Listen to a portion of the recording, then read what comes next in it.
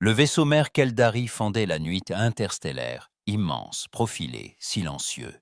Sa coque, d'un argent liquide, captait les dernières lueurs d'un soleil lointain. Sur la passerelle circulaire, baignée d'une lumière pâle, le commandant Vexalite dominait la scène. Sa haute silhouette bleue, les mains croisées dans le dos, fixait sans ciller le vaste écran de contrôle où la Terre, sphère bleutée et verte, grossissait à vue d'œil. D'une voix grave, vibrante d'une harmonique étrange, il lança « Rapport de situation ». La science officière Trelno, à la peau opaline et aux yeux ambrés, leva le regard de ses instruments. Son excitation perçait malgré elle dans ses mots. La planète montre de profonds changements, commandant. Les capteurs détectent des satellites artificiels, des débris orbitaux, et... Elle hésita, vérifiant à nouveau ses relevés. Des signatures énergétiques incompatibles avec une civilisation préspatiale. Le premier officier Zurquet, massif et nerveux, se pencha sur sa console, l'incrédulité peinte sur ses traits reptiliens. C'est impossible. Ils utilisaient encore des outils de pierre lors de notre dernière observation. La peau de Vexalith ondula, passant du bleu profond au violet sombre, signal de trouble. Aucune espèce dans nos annales n'a évolué à une telle vitesse. Alors que le vaisseau laissait Neptune derrière lui, une cascade d'alarmes illumina les consoles. Les doigts fins de Trelno couraient sur les panneaux. Sa voix s'éleva, tremblante. Ils nous ont repérés. Plusieurs systèmes de suivi ont verrouillé notre position. Zurket lança, tendu. Leur plateforme de défense nous cible. Sur la Lune, Mars, des stations orbitales. La panique vibra dans la voix de Vexalite. Sa peau virant au jaune vif. Comment peuvent-ils nous voir? Notre technologie de camouflage est indétectable pour des espèces primitives. Zurket répondit, la mâchoire serrée. Pourtant, il nous localise avec précision. Maintenez la trajectoire. Préparez les moteurs de saut. Je veux comprendre avant de partir.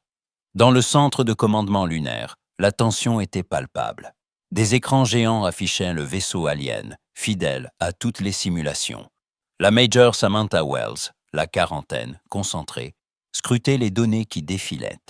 Derrière elle, le colonel Frank Porter, visage buriné par les ans, observait la scène d'un œil dur. « Les visiteurs sont là. Ils suivent la trajectoire prévue », annonça Samantha, sans détourner les yeux. « Ils nous analysent » demanda Porter. « Massivement. Nous détectons leur sonde », répondit-elle. Porter attrapa son communicateur, la voix d'acier. « Ici le colonel Porter. Activation du protocole Alpha Premier Contact. » En un clin d'œil, sur Terre et dans l'espace, des milliers d'unités militaires passèrent en état d'alerte maximale. Au centre de premier contact des Nations Unies, à Genève, les alarmes retentirent. La docteure Olivia Martinez, la quarantaine énergique, reçut l'alerte. Autour d'elle, l'équipe s'agitait déjà. Ben Rogers, son assistant, la rejoignit en hâte. Ils sont en avance. Olivia sourit, un éclat malicieux dans le regard. De seulement 50 ans, sur un demi-million. C'est presque ponctuel. Le vaisseau Keldari survolait à présent Mars, révélant des paysages inattendus. Sur les écrans, les calottes polaires s'étaient amenuisées. Des cités étincelaient dans la brume rosée, reliées par des artères lumineuses. Trelno, la voix basse, peinait à masquer son malaise. Mars a été terraformé. Présence de processeurs atmosphériques, de cités, structures sur les lunes de Jupiter, production d'antimatière détectée sur la Lune. Vexalite, sans détourner les yeux, ordonna « Lancez une sonde furtive. Je veux comprendre l'origine de leur progrès. » Une capsule argentée se détacha du vaisseau, filant vers l'orbite martienne. À peine eut-elle quitté l'ombre du croiseur qu'un trait d'énergie la pulvérisa. Zurket, la voix blanche, leurs armes sont de niveau équivalent aux nôtres. Soudain, les haut-parleurs vibrèrent d'une voix humaine, parfaitement articulée en Keldari. Salutations, visiteurs de retour. Bienvenue sur Terre, nous vous attendions. Sur la passerelle, le silence s'abattit. Tous les regards se fixèrent sur le commandant. tandis qu'un frisson d'incompréhension et d'appréhension parcourait l'équipage. Une nouvelle ère venait de s'ouvrir, mais qui, désormais, observerait qui? Dans la salle de commandement lunaire, la tension s'était muée en une excitation fébrile. Samantha Wells, toujours droite devant sa console, esquissa un sourire satisfait en observant les lignes de texte défiler sur l'écran. La traduction du message alien venait d'être validée par l'IA linguistique. À ses côtés, le colonel Porter fixait le vaisseau Keldari sur le moniteur principal, ses bras croisés sur sa poitrine. « Croyez-vous qu'il soit surpris ?» demanda Samantha, sans quitter des yeux l'image de la nef étrangère. Porter, la voix grave, laissa filer un silence méditatif. Il y a 500 000 ans, ils ont trouvé des singes. Aujourd'hui, ils trouvent leurs égaux, peut-être plus. L'échange avait quelque chose d'irréel. Autour d'eux, les opérateurs passaient d'un terminal à l'autre, surveillant chaque variation du champ électromagnétique, chaque fluctuation gravitationnelle, chaque pixel sur les images tactiques.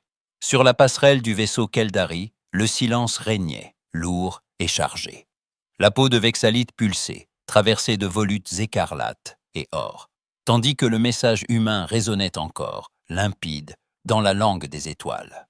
Les regards de l'équipage cherchaient des réponses dans le regard du commandant.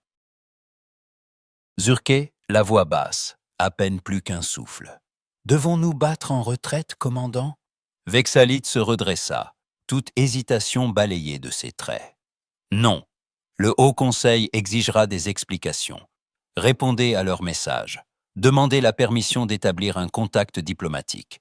Nous sommes venus pour comprendre. Nous resterons. » D'un geste, il désigna Trelno. Celle-ci pianota sur son interface, envoyant la requête selon les protocoles diplomatiques universels. Les minutes suivantes furent tendues, chaque bip de la console semblant résonner dans la poitrine de l'équipage. De retour sur la Lune, Samantha transmettait le contenu du message alien au colonel Porter. « Il souhaite dialoguer, monsieur. Il semble surpris, mais reste prudent. » Porté, sans détourner le regard de l'écran. « Informez Genève, on passe à la phase 2. » Samantha commença à rédiger la réponse. « Nous les invitons à Genève. » Dois-je préciser que nous avons préparé l'environnement pour leur physiologie? Oui. Montrons-leur tout ce que nous savons d'eux, répondit Porta, un éclat d'ironie dans la voix. Le message fut envoyé. Les secondes s'étirèrent, la tension remontant d'un cran. Enfin, la réponse Keldari s'afficha. Ils acceptaient l'invitation, enverraient une navette et réclamaient des garanties de sécurité. À Genève, dans le centre de premier contact des Nations Unies, l'agitation était palpable. Olivia Martinez, imperturbable, veillait aux derniers préparatifs. Sur les écrans de contrôle, la trajectoire de la navette Keldari s'affichait, survolant la Méditerranée, bientôt au-dessus des Alpes.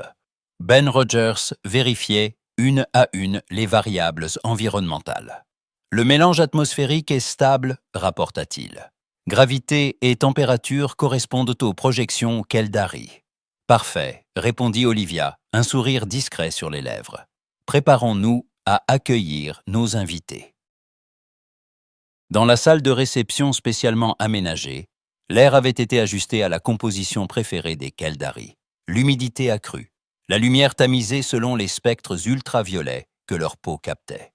Des équipes médicales se tenaient prêtes, discrètes, derrière des cloisons opaques. Des techniciens relayèrent la dernière information.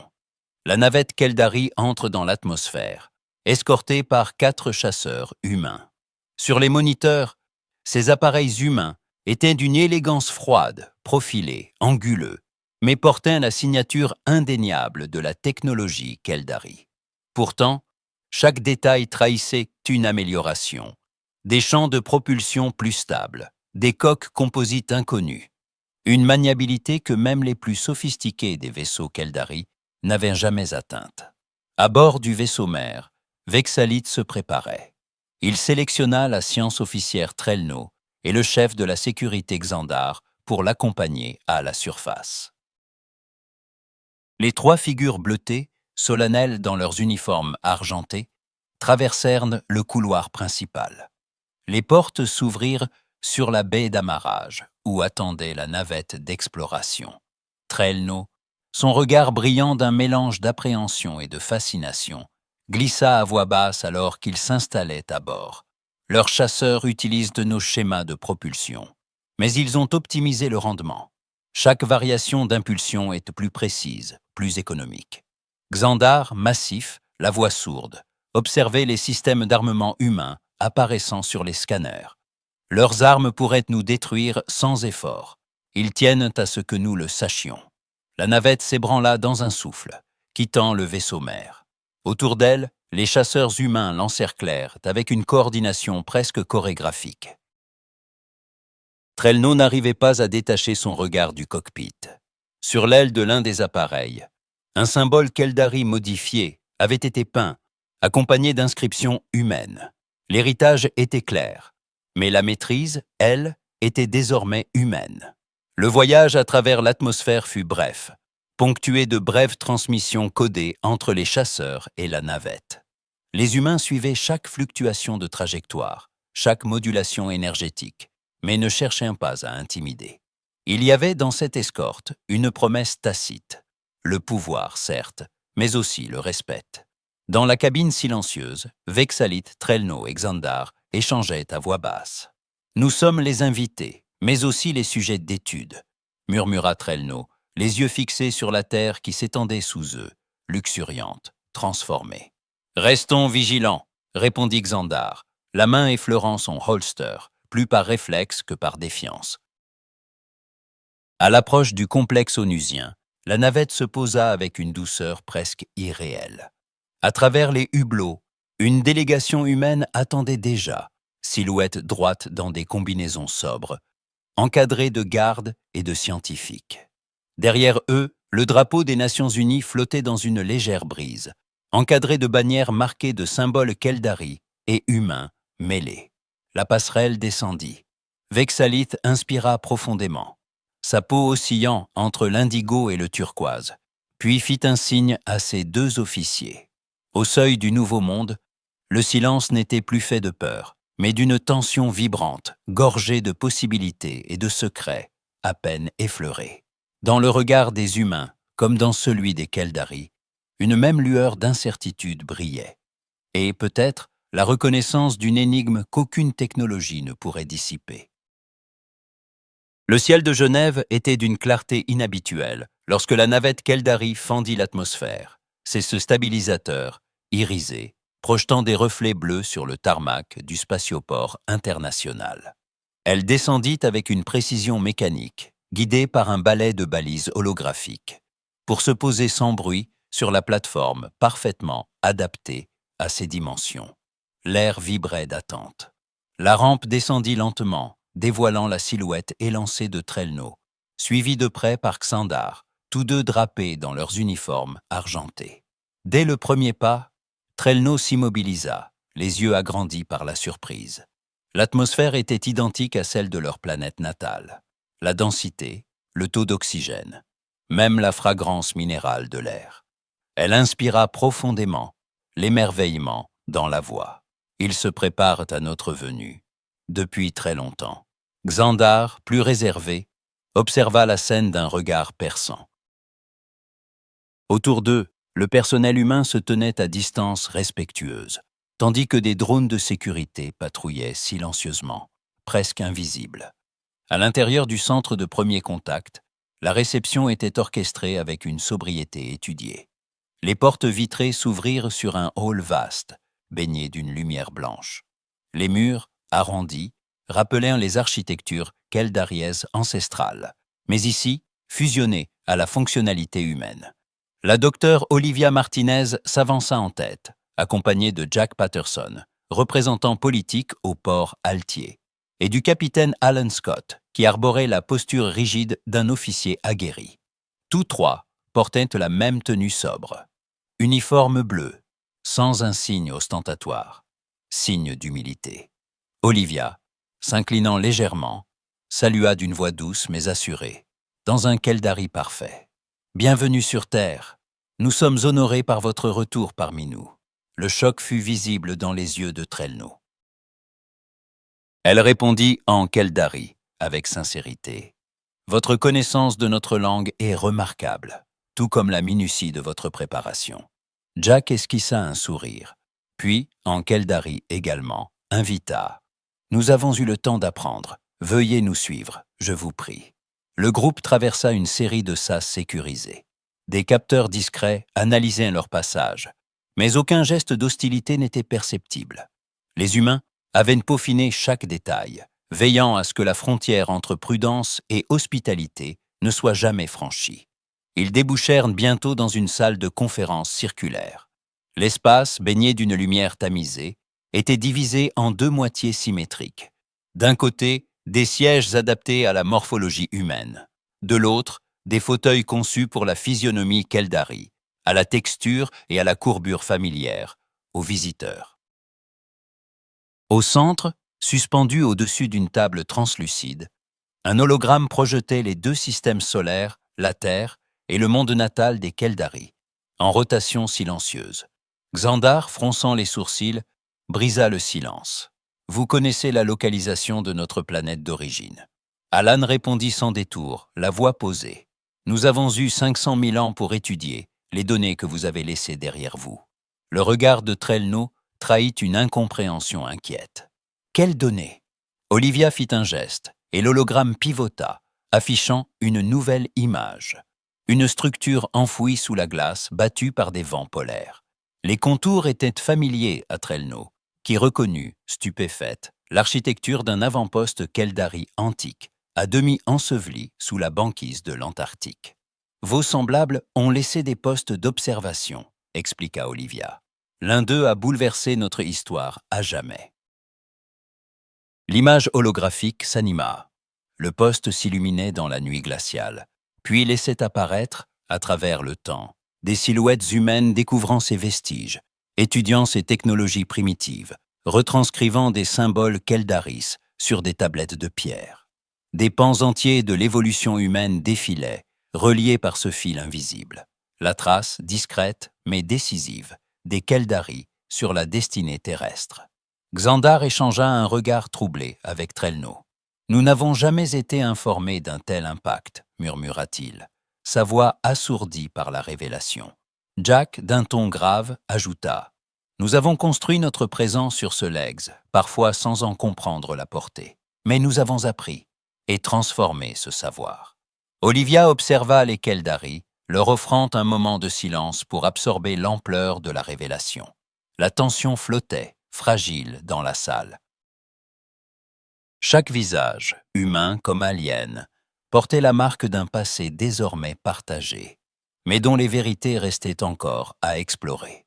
Au-dessus d'eux, les deux soleils holographiques semblaient se rapprocher, prêts à révéler d'autres secrets enfouis dans la lumière et la glace.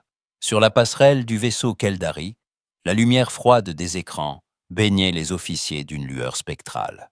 Le commandant Vexalith se tenait au centre, mains croisées, tandis que les données affluaient de toutes parts. Les hologrammes montraient le système solaire humain. Des points lumineux parsemaient la carte, chacun représentant un avant-poste, une station, une cité suspendue dans le vide. Zurket, la voix basse, à la fois incrédule et admirative, suivait du doigt les trajectoires des flottes humaines. Ils ont fait, en 500 000 ans, ce qui nous a pris plus de 2 millions. Il zooma sur les lunes de Jupiter, puis de Saturne. Les installations humaines s'étendaient en réseaux denses, des arches d'énergie reliant les satellites, des vaisseaux cargo énormes glissant d'une orbite à l'autre. Sirette, la responsable scientifique, tapota nerveusement sa console. Leurs systèmes d'antimatière sont plus avancés que les nôtres. Elle fit apparaître un schéma complexe des réacteurs humains entourés de champs de confinement, d'une stabilité presque parfaite. Ils pourraient disposer d'armes gravitiques capables de déstabiliser une étoile. Le silence s'abattit sur la passerelle, seulement troublé par le bourdonnement des machines. Vexalith laissa son regard glisser sur les visages de son équipage. L'inquiétude, mêlée à un respect nouveau, flottait dans l'air. À Genève, dans la salle de conférence, Olivia poursuivait, la voix posée mais vibrante d'une intensité contenue. La découverte de votre avant-poste a uni l'humanité. Les guerres ont cessé. Nos ressources ont été réorientées. La science est devenue notre priorité. Sur l'hologramme, les images défilaient. La planète ravagée par les conflits, puis le basculement, les nations déposant les armes, les laboratoires remplaçant les arsenaux. Les progrès technologiques s'accéléraient. Les premières bases lunaires, les cités sous-marines, les arches orbitales. Xandar, toujours sur ses gardes, ne put s'empêcher de relever. Et la défense? Un sourire fin passa sur les lèvres d'Olivia. Nous nous sommes préparés à toutes les éventualités. Alan Scott, bras croisés, ajouta d'un ton ferme. Nous savions que nous n'étions pas seuls et que tout contact pouvait basculer vers l'hostilité. Nous avons développé nos systèmes avec cette certitude. Trailneau, silencieuse, observaient les humains. Il y avait dans leur regard la marque de ceux qui avaient traversé l'abîme et en étaient revenus transformés. Entre les deux espèces, le respect mutuel grandissait, teinté d'une appréhension lucide. Sur la Lune, la salle de commandement baignait dans la lumière cendrée des écrans. Samantha Wells surveillait le vaisseau mère Keldari, dont les capteurs fouillaient sans relâche les couches denses de défense humaine. Les schémas tactiques s'affichaient en séquence rapide. Batteries orbitales sur Mars, champ de mines autour de Ganymède, réseau de drones furtifs dissimulés dans les anneaux de Saturne. Ils scannent nos défenses, annonça Samantha, les yeux rivés aux chiffres. Le colonel Porter, impassible, ne quitta pas l'écran des yeux. Laissons-les voir ce que nous voulons bien leur montrer. Un sourire en coin passa sur le visage de Samantha. C'est déjà fait, monsieur. Ses doigts pianotèrent sur le clavier, verrouillant les couches les plus sensibles des systèmes humains. Les Keldari n'apercevaient que ce que la Terre voulait révéler. Des capacités impressionnantes, mais jamais l'étendue véritable du potentiel défensif. Dans l'ombre, les véritables réseaux de commandement, les IA stratégiques, les armes à singularité, restaient invisibles. L'humanité, forte de son histoire, avait appris la patience et la dissimulation. Sur la passerelle Keldari, Sirette reprit la parole, la voix blanche d'émotion. Il masque certaines signatures. Il y a des angles morts, des réseaux incomplets. Elle jeta un regard inquiet à Vexalit. Ils maîtrisent l'art de la dissimulation technologique. Vexalit, les traits tirés, comprit la portée de la révélation. « Nous ne sommes pas seuls à manier la prudence », murmura-t-il. Il contempla l'hologramme des installations humaines, la façon dont chaque station semblait un nœud dans un réseau plus vaste et invisible. Zurket, d'un ton plus pragmatique, ajouta « Ils veulent nous montrer leur puissance, mais aussi leur contrôle. Leur message est clair. Ils ne sont pas vulnérables. » Dans la salle de conférence de Genève, Olivia se leva, contournant la table pour mieux s'adresser aux Keldari. « Nous avons étudié votre technologie. Nous l'avons dépassée dans certains domaines, adaptée dans d'autres. » Elle fit apparaître d'un geste la modélisation des propulseurs gravitationnels humains, leur signature énergétique distincte et les premières tentatives maladroites d'imitation des moteurs Keldaris, puis les sauts d'innovation purement terriens. Jack Patterson, jusqu'alors silencieux, intervint. L'humanité s'est transformée en se confrontant à l'idée de ne pas être la plus avancée. Mais nous n'avons jamais oublié d'où venait l'étincelle. Un silence respectueux s'installa. Les Keldari, pour la première fois depuis leur arrivée, semblaient déstabilisés, touchés dans leur certitude de supériorité. Sur la Lune, Samantha ajusta le zoom sur la passerelle Keldari. Ils intensifient leurs analyses, monsieur. Ils cherchent une faille. Porté haussa les épaules, une étincelle de défi dans le regard. Ils peuvent chercher longtemps. Nous avons enterré nos secrets plus profondément que leurs capteurs ne pourront jamais les atteindre. Samantha acquiesça, sereine. Derrière elle, les opérateurs ajustaient en temps réel les leurs, modifiant les signatures énergétiques, camouflant les véritables réseaux de défense sous des couches de fausses données. Dans l'espace, les énormes vaisseaux humains patrouillaient entre Mars et Saturne. Leurs coques noires absorbaient la lumière. Leur champ d'énergie fluctuait à la limite du visible. Ils étaient la preuve vivante que la Terre n'était plus un monde naïf. À chaque passage près d'une station Keldari, des signaux codés étaient émis, des mesures défensives prêtes à être activées en un instant. Sur la passerelle Keldari, Zurket observait la scène, fasciné. Leur flotte essaie mobile, réactive, décentralisée. Ils pourraient déplacer des armées entières en quelques heures. Siret compléta, les yeux rivés sur les diagrammes. Leurs systèmes d'antimatière sont modulaires. Ils pourraient alimenter des armes de destruction stellaire ou inverser des champs gravitationnels pour broyer une lune. Vexalit sentit le poids de la situation. Nous pensions venir observer des enfants. Nous avons trouvé des architectes de monde. À Genève, Olivia conclut, la voix ferme. Nous n'avons jamais oublié l'origine de notre avancée. Mais notre évolution nous appartient. Elle éteignit l'hologramme, laissant la salle dans une semi-obscurité chargée de tension. Xandar, le regard dur, murmura « Qu'espérez-vous de ce contact ?» Alan Scott répondit « Droit, le regard franc, comprendre, éviter les erreurs du passé, et peut-être bâtir quelque chose de nouveau, ensemble. » Dehors, le ciel de Genève s'assombrissait, annonçant une tempête ou une aube nouvelle. Les regards s'échangèrent, lourds de promesses et de menaces voilées. Dans le cœur de chaque camp, la certitude s'installait. L'avenir du système ne tiendrait plus jamais de l'ancien équilibre. Sur la Lune, Samantha jeta un dernier regard à l'écran. Les Keldari croient voir la force de la Terre, mais ce n'est qu'une ombre, portée à voix basse, et l'ombre est parfois plus dangereuse que la lumière. La scène resta suspendue, chaque pièce du jeu à sa place, mais aucun joueur ne sachant encore quelles règles allaient émerger de ce premier contact. La lumière feutrée de la salle de réunion genevoise projetait des halos bleutés sur les visages tendus. Olivia Martinez poursuivait, son ton calme masquant la fierté et la gravité de son récit. Il a fallu 50 000 ans à nos ancêtres pour comprendre les bases de votre technologie. Chaque découverte a accéléré la suivante. Vers 100 000 ans dans le passé, nous avions unifié notre planète et commencé à explorer l'espace. Traîneau, penché en avant, ses mains croisées d'un geste presque humain, ne parvenait à masquer sa stupeur. Un tel progrès, dans un délai si court, n'a pas de précédent connu. Jack Patterson, le regard dur, répondit sans détour. Aucune autre espèce n'a jamais eu une motivation aussi puissante. Le chef de la sécurité, Keldari, Xandar, la voix grave, intervint, son regard pesant sur chaque mot. Vous parlez comme si notre mission de catalogage était une offense.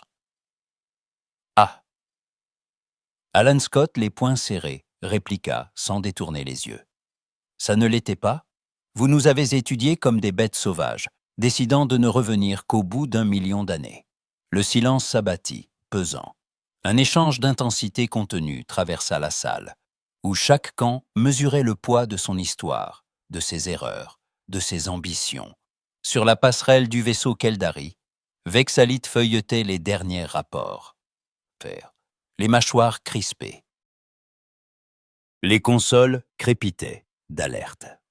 Les capteurs détectaient des phénomènes qui échappaient aux grilles d'analyse habituelles, des signatures d'énergie inconnues, des oscillations quantiques à la limite du compréhensible. Zurket, la voix tendue, signala une nouvelle anomalie.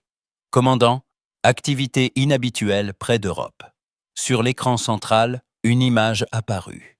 Sous la croûte glacée de la Lune, d'immenses structures surgissaient, percées par d'innombrables bras mécaniques.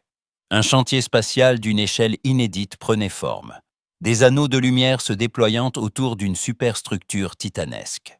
Siret, fasciné, murmura « Ce vaisseau en construction, il est 3 fois plus grand que notre propre croiseur. » Elle zooma sur les propulseurs du navire humain, la matrice énergétique en pleine activation. Les signatures d'impulsion. Cela suggère un système de propulsion intergalactique. Un frisson parcourut la passerelle. La réalité de la puissance humaine s'imposait, repoussant sans cesse les limites de l'inimaginable. À des milliers de kilomètres de là, enfoui sous les forêts du Wyoming, le complexe souterrain de Yellowstone bourdonnait d'activité. Derrière des cloisons blindées, le Dr. Greg Howard suivait les flux de données sur un mur d'écran.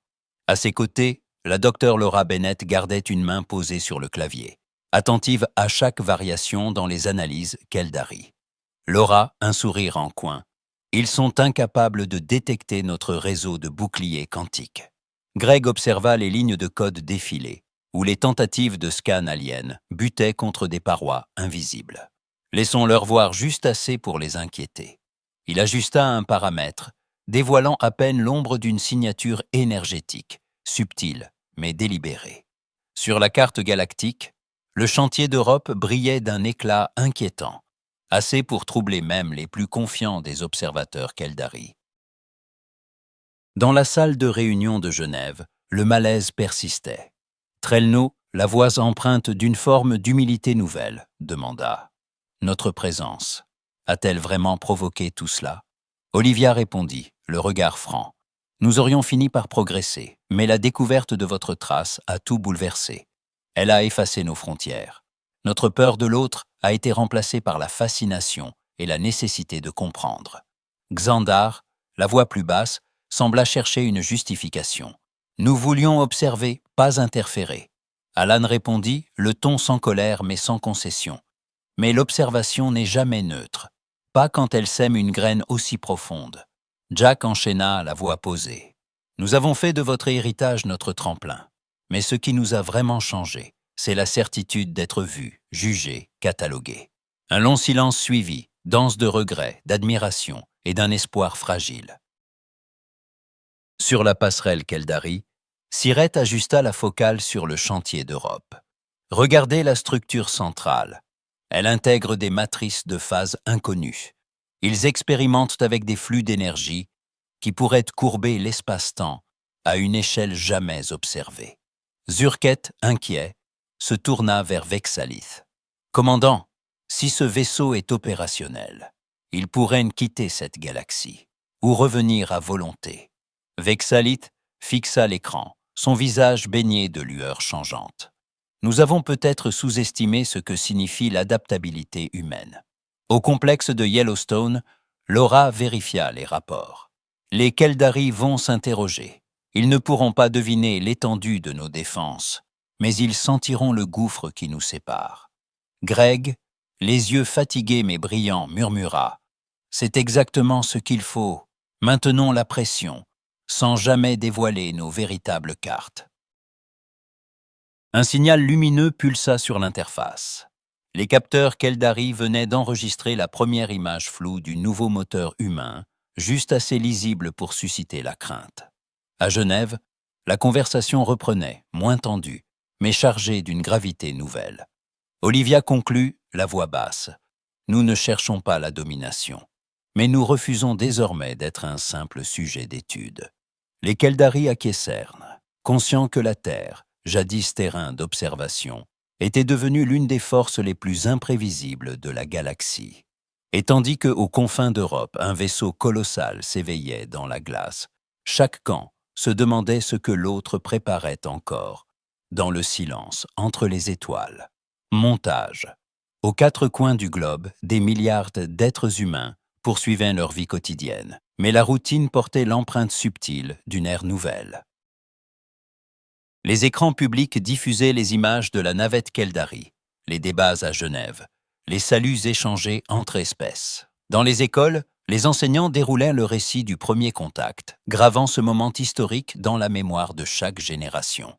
Les enfants, captivés, reproduisaient les silhouettes bleues des visiteurs en pâte à modeler, ou essayaient, en riant, quelques mots de la langue Keldari. Dans les rues, la nervosité des premiers jours laissait place à une confiance discrète. Les médias alternaient entre analyses scientifiques et reportages sur l'explosion de créativité. La productivité mondiale atteignait des sommets, les recherches se multipliaient, des concours d'innovation invitaient chacun à imaginer la suite. Un sentiment d'unité inédite s'installait, palpable même dans les gestes ordinaires. Chacun voulait être digne de ce regard venu d'ailleurs. À Genève, dans la salle de réunion au design épuré, les délégués Keldaris examinaient avec attention les structures de gouvernance humaine. Des hologrammes affichaient la carte politique du monde, ses réseaux décisionnels, ses flux d'informations. Trelno, fasciné, s'adressa à ses hôtes. Votre planète est donc réellement unifiée. Jack Patterson répondit avec un sourire nuancé, soucieux de ne pas trahir la complexité de l'humanité. Nous préservons nos identités nationales et régionales, mais le Conseil global gère la sécurité planétaire et l'exploration spatiale. Les décisions cruciales sont prises à ce niveau. Xandar, le chef de la sécurité Keldari, observa les schémas projetés, la voix grave. Une telle stabilité, elle est rare, même parmi les civilisations avancées. Alan Scott, assis un peu en retrait, intervint d'un ton pragmatique. L'univers nous a offert une perspective, savoir que nous n'étions pas seuls, a dissipé bien des rivalités. Olivia Martinez ajouta, le regard franc, « Nous n'avons jamais présumé que votre retour serait hostile, mais nous nous sommes préparés par principe. » Les Keldari échangèrent un regard, oscillant entre admiration et perplexité. Sur leur monde, l'unité avait été le fruit de conquêtes et de compromis douloureux. Ici, elle semblait émaner d'un choix, d'une nécessité acceptée plutôt que subie. Jack conclut, un brin d'orgueil dans la voix. Notre diversité est une force, mais quand la survie de l'espèce est en jeu, nous savons nous unir. Au-dessus de Mars, dans le poste de commandement de la flotte orbitale, l'atmosphère vibrait d'activité contrôlée. L'amiral Kevin Miller, silhouette massive au crâne rasé, se tenait devant la baie vitrée, d'où l'on voyait les anneaux métalliques des docks spatiaux et la danse lente des vaisseaux de guerre. Face à lui, les capitaines de la flotte, chacun sur son propre canal holo, attendaient ses ordres. Miller parla avec une autorité calme, modulée par l'expérience de décennies. Laissez-les scanner. Activez le protocole de contre-mesure numéro 3. Montrez-leur de la force mais pas tout. À ces mots, les opérateurs s'activèrent. Sur les consoles, les réseaux de défense du système solaire s'ajustaient. Certains dispositifs de dissuasion devenaient soudain détectables, projetant leur ombre sur les scanners Keldaris. Batteries à énergie dirigées sur les lunes. Anneaux antimatière autour de Phobos. Essaims de drones furtifs qui émergeaient brièvement, puis disparaissaient dans l'obscurité électronique. En parallèle, d'autres systèmes, plus secrets, se repliaient dans le silence. Plateformes de saut quantique, mines à singularité, IA stratégique. Le ballet était parfaitement orchestré. Donner l'impression d'une puissance immense, mais garder les atouts essentiels hors de portée des capteurs adverses.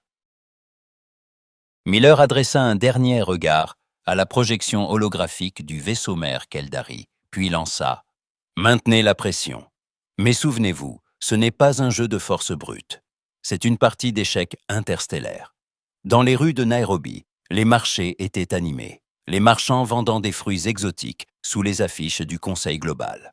À Sydney, des robots pompiers s'exerçaient sur des terrains de simulation, sous l'œil de lycéens enthousiastes. À Montréal, une classe d'enfants dialoguait en direct avec une équipe de scientifiques sur la station Titan. À Delhi, une foule silencieuse suivait la retransmission des débats de Genève, suspendue aux mots des ambassadeurs humains et Keldaris. La planète entière semblait s'être redressée, comme si le regard des étoiles avait soudain exigé le meilleur de chacun. Les conflits anciens s'étaient éteints devant l'immensité du défi à venir. L'humanité, consciente d'être observée, redoublait d'efforts pour prouver sa valeur, non plus seulement à ses propres yeux, mais à l'échelle du cosmos. Dans la salle de réunion, les discussions s'intensifiaient. Trelno demanda, la voix teintée d'étonnement. « Comment gérez-vous les désaccords? Les rivalités entre culture, religion, philosophie ?» Jack répondit honnête. « Nous avons nos tensions. Mais l'existence du Conseil global, la transparence des débats et la possibilité d'un dialogue constant entre nations permettent d'éviter les crises majeures. » Il désigna une frise chronologique sur le mur holo. Le premier contact a été l'élément déclencheur. Depuis, chaque génération a grandi avec la certitude d'appartenir à quelque chose de plus vaste. Olivia ajouta, son regard se posant sur les Keldari. « Nous avons compris que la diversité est une force, à condition de la canaliser vers un objectif commun. » Sandar acquiesça, puis, songeur, murmura « Votre histoire est une leçon. » Sur Keldar, il a fallu l'effondrement de 3 civilisations pour que l'unité émerge. Alan répondit, un demi-sourire aux lèvres. Nous avons failli connaître le même sort. Peut-être que votre ombre, au-dessus de nos têtes, nous a sauvés d'un 4e effondrement. Un silence respectueux suivit, chacun mesurant le poids de la chance, du hasard et du choix. Dans l'orbite martienne, les vaisseaux humains se réorganisaient. Les croiseurs de classe Atlas modifiaient leur trajectoire, affichant brièvement leur signature gravitationnelle avant de disparaître à nouveau. Les stations de défense lunaire renforçaient leurs boucliers, mais ouvraient certains canaux de communication, envoyant des messages codés à destination des observateurs Keldaris. Tout était soigneusement calculé pour impressionner sans jamais tout révéler. Les capitaines, réunis en réseau holographique, échangèrent des conseils, ajustant leur position, testant les réactions adverses. Les jeunes officiers, élevés dans l'ère du premier contact, montraient une confiance tranquille. Ils savaient que la Terre, loin d'être un vassal galactique, était désormais une puissance à part entière. Sur la passerelle du vaisseau Keldari, Vexalith recevait les données de scan. Les nouvelles signatures défensives humaines étaient analysées en temps réel. Zurket, le premier officier, observa. Il révèle de nouveaux systèmes à chaque balayage. Mais certains secteurs restent opaques. Leur stratégie est claire. Ils veulent que nous soyons incertains de leur véritable capacité. Siret, la scientifique, ajouta. Leur progression technologique continue, même maintenant. Chaque mouvement de flotte, chaque modification de signature indique une adaptation en temps réel. Vexalith songeur conclut. Ils ont tiré les leçons de notre première venue. Ils ne seront plus jamais pris au dépourvu. À Genève, Olivia reçut un message silencieux sur sa tablette. Elle esquissa un léger sourire, puis déclara « Nos flottes sont prêtes à coopérer pour la sécurité du système. Mais nous attendons de la transparence en retour. » Trelno inclina la tête. « C'est une demande raisonnable. Nos protocoles exigent également la prudence, mais la coopération est possible. » Jack compléta, diplomate. « Nous ne demandons pas la confiance immédiate, mais la compréhension réciproque est la seule voie vers la paix. » Sur Mars, l'amiral Miller termina son briefing, la voix grave. « Restez vigilants. L'histoire s'écrit sous nos yeux, mais l'équilibre reste fragile. » Les capitaines acquiescèrent, puis disparurent de l'écran un à un, retournant à leur poste, conscients que la moindre erreur pouvait rompre le fil ténu de cette paix nouvelle. Sur Terre, dans l'espace et jusque dans les esprits, l'attente s'intensifiait. L'humanité avait montré sa valeur, mais le véritable enjeu restait à venir. La capacité de bâtir un avenir commun avec ceux qui, jadis, n'étaient que des silhouettes dans la nuit des temps. La partie ne faisait que s'échauffer, et chaque décision, désormais, aurait des répercussions bien au-delà de la simple histoire humaine. Dans la salle sécurisée de Genève, les murs blindés baignaient dans une lumière froide. Autour d'une table ovale, les principaux dirigeants de la Terre étaient réunis. Sur l'écran holographique, le visage déterminé de la présidente Diane Cooper s'imposait, projeté depuis la Maison-Blanche. Son regard passait d'un conseiller à l'autre, captant la tension contenue. « Ils sont sous le choc », déclara Cooper d'une voix ferme. « Notre niveau d'avancement les déstabilise plus que nous l'imaginions. » Alan Scott, droit dans son uniforme bleu, croisa les bras. « Leur technologie est impressionnante, mais elle n'est plus hors de notre portée. Sur certains plans, nous avons même pris l'avantage. » Jack Patterson, toujours prudent, s'appuya en avant. « Et leurs intentions? Ont-ils laissé filtrer la moindre menace ?» Olivia Martinez, calme, répondit sans hésiter. « Ils sont venus en explorateurs, mais depuis qu'ils mesurent l'ampleur de notre évolution, ils réévaluent chaque geste, chaque mot. Ils s'adaptent à notre niveau. » Cooper acquiesça, le visage grave. « Demain, nous leur montrerons la colonie martienne. Il faut qu'ils voient ou qu'ils voient de leurs propres yeux jusqu'où nous sommes allés. » Un silence pesant suivit. L'avenir se jouait dans l'équilibre entre la démonstration de force et la promesse de coopération. Chacun savait que la moindre erreur pouvait transformer l'émerveillement en hostilité. Dans la navette Keldari, la lumière diffuse soulignait la nervosité de l'équipage. Trelno et Xandar, assis côte à côte devant la console de communication, préparaient leur rapport à destination du Haut Conseil.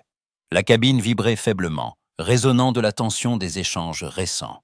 Trelno, concentré, lança la transmission, sa voix grave mais vibrante d'une émotion inhabituelle. Leur développement dépasse tous nos modèles. La découverte de notre avant-poste a bouleversé leur histoire, accéléré chaque étape de leur évolution. Rien ne les préparait à une telle progression. Xandar, le visage fermé, ajouta « Ils ont su transformer chaque indice, chaque fragment de notre technologie en tremplin. Aujourd'hui, ils égalent, parfois dépassent, nos propres avancées. » Sur l'écran, le commandant Vexalith apparut, son teint tirant sur le violet, signe d'inquiétude profonde. « Une erreur commise il y a 500 000 ans, murmura-t-il.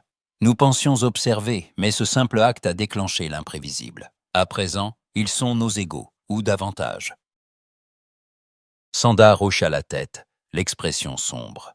Ils cachent leur véritable puissance. Ce qu'ils montrent n'est qu'une fraction de leur capacité. Vexalith réfléchit, puis conclut avec une fermeté nouvelle. Continuez la diplomatie, mais je vais prévenir le Haut Conseil. Le statu quo n'existe plus. Dans la nuit tombante, Genève brillait d'une lumière silencieuse. Les gratte-ciels, les parcs, même les rives du lac Léman, semblaient suspendus à l'attente du lendemain.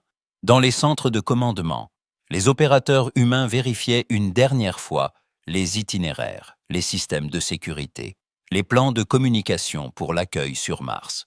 Nulle panique, seulement une concentration aiguë, une discipline forgée par des années d'anticipation. À l'extérieur du complexe diplomatique, la présence qu'Eldari restait discrète mais palpable. Leurs navettes, posées sur des plateformes isolées, étaient surveillées par des drones et par des équipes humaines, la méfiance et la curiosité entremêlées dans chaque geste. Les membres de l'équipage Keldari, eux, passaient la nuit à compiler les données, à ajuster leurs protocoles, à se préparer pour la suite.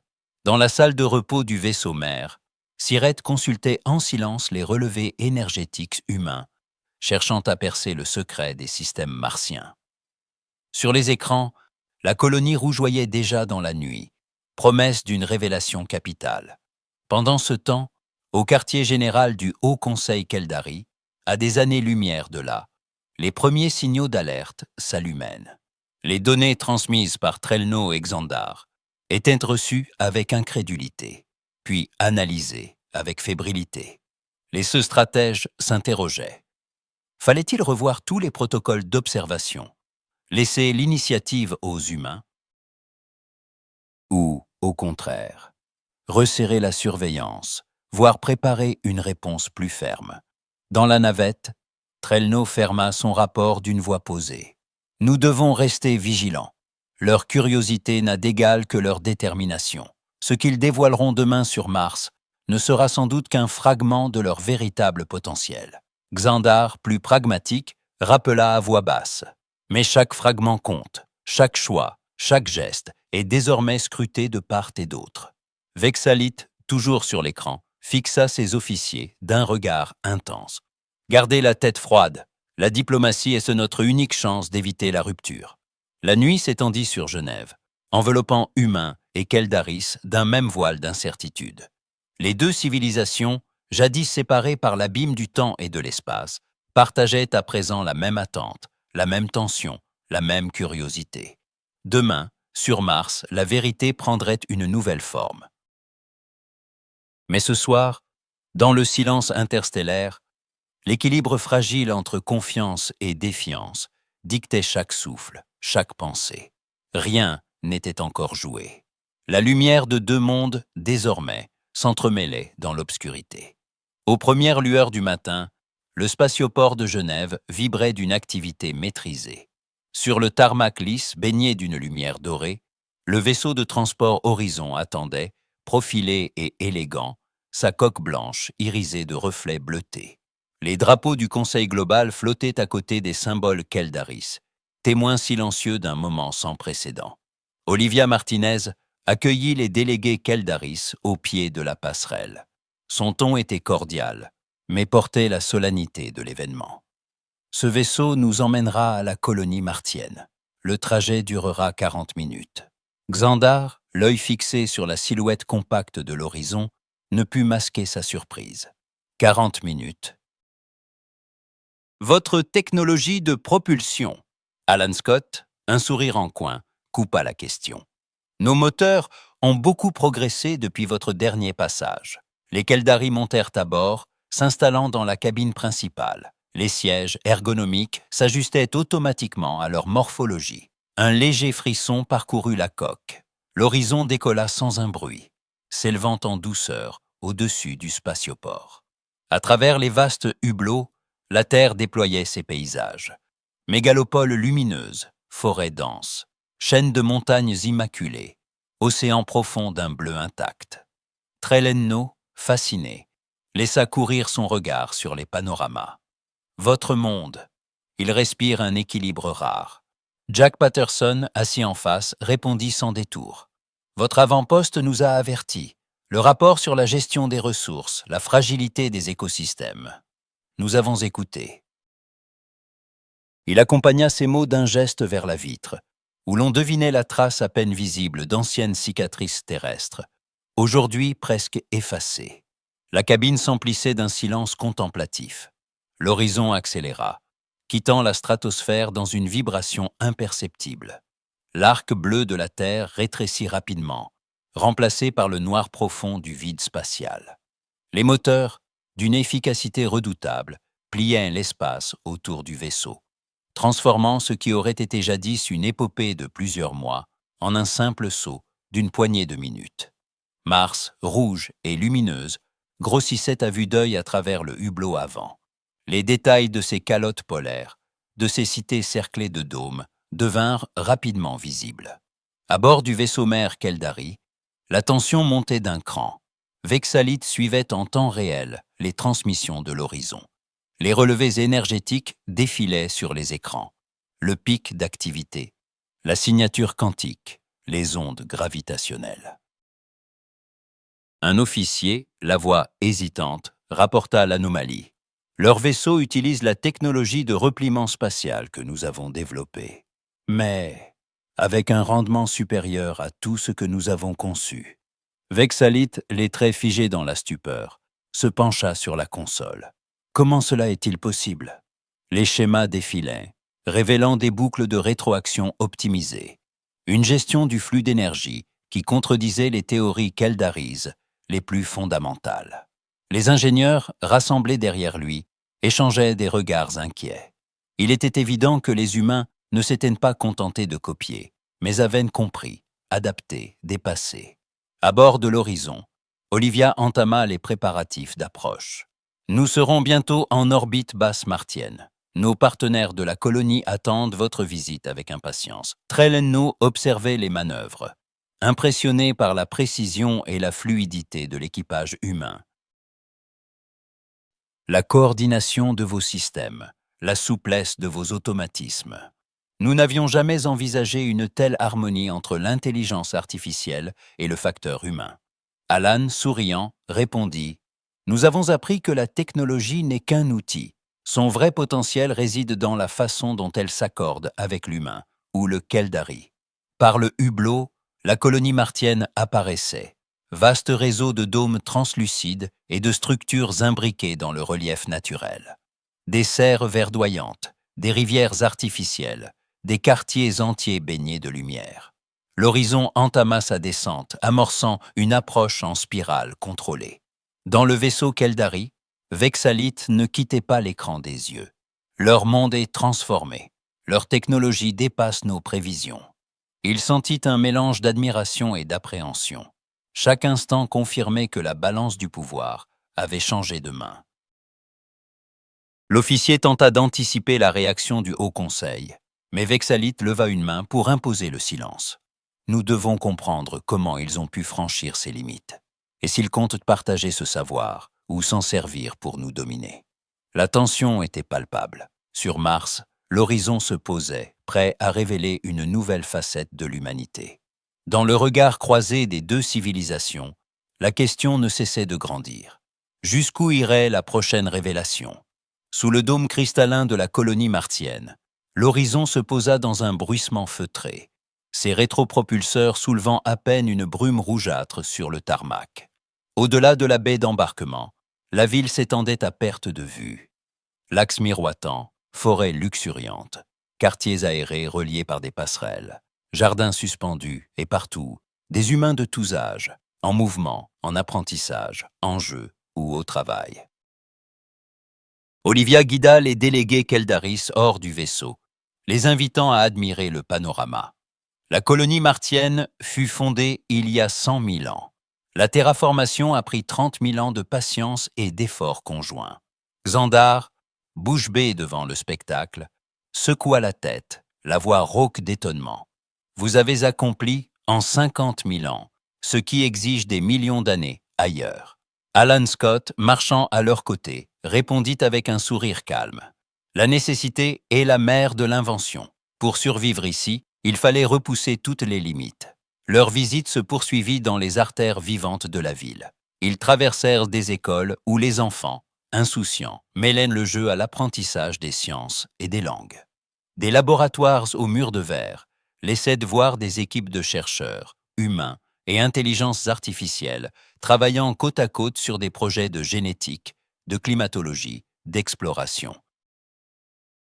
Dans les parcs, des familles pique-niquaient au bord de petits lacs. Des adolescents jouaient au frisbee sous des arbres génétiquement adaptés à la gravité martienne. L'adaptabilité humaine, sa résilience et sa créativité se révélaient à chaque détour. Les Keldari observaient en silence, notant la capacité des terriens à se réinventer sans cesse. Au centre de commandement martien, la gouverneure Maria Reyes accueillit la délégation avec chaleur. Sa poigne ferme et son regard franc trahissaient des décennies de responsabilité. Bienvenue sur Mars. Nos débuts furent modestes, mais chaque génération a bâti sur le rêve de la précédente. Trelno s'inclina légèrement, l'admiration perçant dans sa voix. Ceci, c'est une seconde civilisation planétaire, un exploit que peu de monde peuvent revendiquer. Reyes haussa les épaules, son sourire empreint d'une ambition tranquille. Ce n'est qu'un premier pas. Les cités flottantes de Vénus, les colonies sur les lunes joviennes. Peut-être accepterez-vous de les visiter un jour. Le voyage de retour commença dans une atmosphère méditative. L'horizon survola les cités lunaires, leurs dômes étincelants sous le soleil. À travers les hublots, Trelno ne put masquer sa fascination. Vous terraformez partout où vous posez le pied. Jack, assis près de la vitre, répondit avec une pointe de fierté. Et nous nous adaptons. Les habitats de Saturne, par exemple, sont en apesanteur permanente. Les humains qui y vivent sont génétiquement modifiés. Xandar se tourna brusquement, choqué. Modification génétique sur des populations entières. Alan répondit sans détour, la voix apaisante. Depuis plus de 100 000 ans, toujours avec des garde-fous éthiques, un suivi rigoureux. C'était essentiel pour survivre dans des environnements extrêmes. Un silence lourd suivit. Les Keldari échangeaient des regards se troubler, mesurant la portée de cette adaptabilité, de cette volonté de modeler l'humain à l'univers, et non l'inverse. Soudain, le tableau de bord de l'horizon clignota. Olivia consulta les données, son visage se durcissant. Un message du contrôle orbital. 5 vaisseaux Keldaris viennent d'entrer dans le système solaire. 3 sont des croiseurs de guerre. Sous la surface de Genève, dans la salle de réunion fortifiée des Nations Unies, les principaux dirigeants humains s'étaient rassemblés. La présidente Cooper ouvrit la séance d'une voix tendue. Les Keldari envoient des renforts, 3 vaisseaux de guerre et 2 navires de soutien. L'amiral Miller, bras croisés, annonça froidement.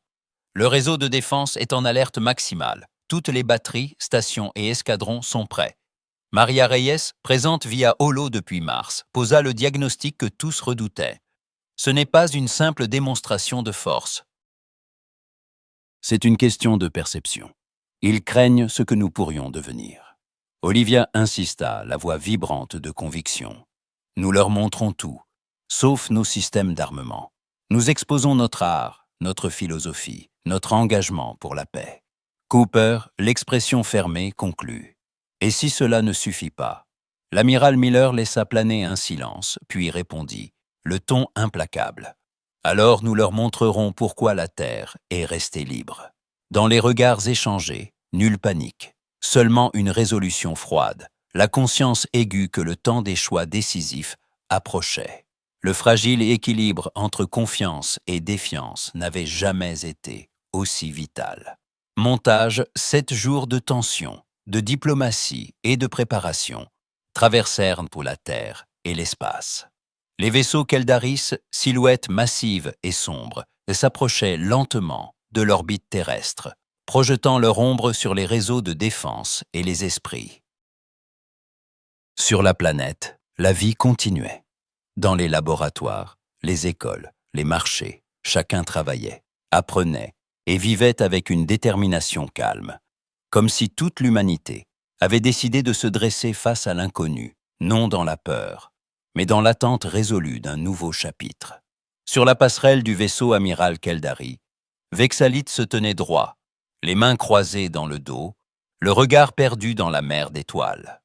Melnar, son aide de camp, s'approcha. « La délégation humaine demande une entrevue à bord de notre vaisseau, commandant. La présidente Cooper elle-même sera présente. » Vexalit hésita à peine, conscient que ce moment serait décisif. Accepté. Dans la grande salle de conférence du vaisseau Keldari, la tension était palpable. Les murs de métal irisé renvoyaient la lumière bleue, accentuant la solennité de l'instant. La présidente Cooper, Olivia Martinez, Jack Patterson et l'amiral Miller entrèrent, calmes, sans armes, leur présence un message en soi. Cooper salua d'une voix assurée. « Merci de nous recevoir, commandant. Je tenais à m'adresser à vous avant l'arrivée de vos renforts. » Vexalit, impassible, répondit. « Le Haut Conseil souhaite établir des relations formelles avec la Terre. » Miller, le regard direct, s'autorisa une question sans détour. « Alors pourquoi envoyer des vaisseaux de guerre ?» Cooper n'esquiva pas la question. « Vous craignez ce que nous sommes devenus. Soyons honnêtes l'un envers l'autre. » Un silence lourd de sous-entendus précéda la question suivante de Vexalit. « Que proposez-vous » Cooper pressa une commande sur sa tablette. Un hologramme s'éleva au centre de la table.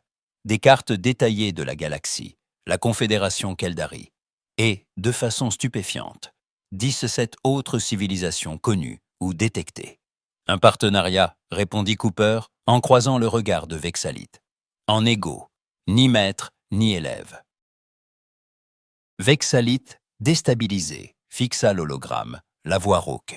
« Comment avez-vous obtenu ces informations ?»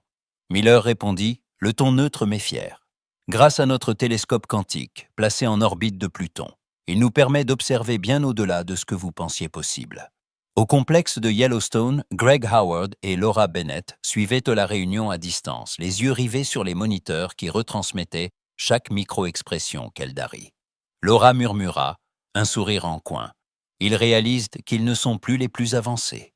Greg acquiesça, pensif, surtout venant de ceux qu'il considérait hier encore comme de simples primates. Dans la salle de conférence Keldari, Cooper poursuivit, sûr de sa force. « Nous sommes prêts à partager nos cartes, nos connaissances. En échange, nous demandons une reconnaissance formelle d'égalité.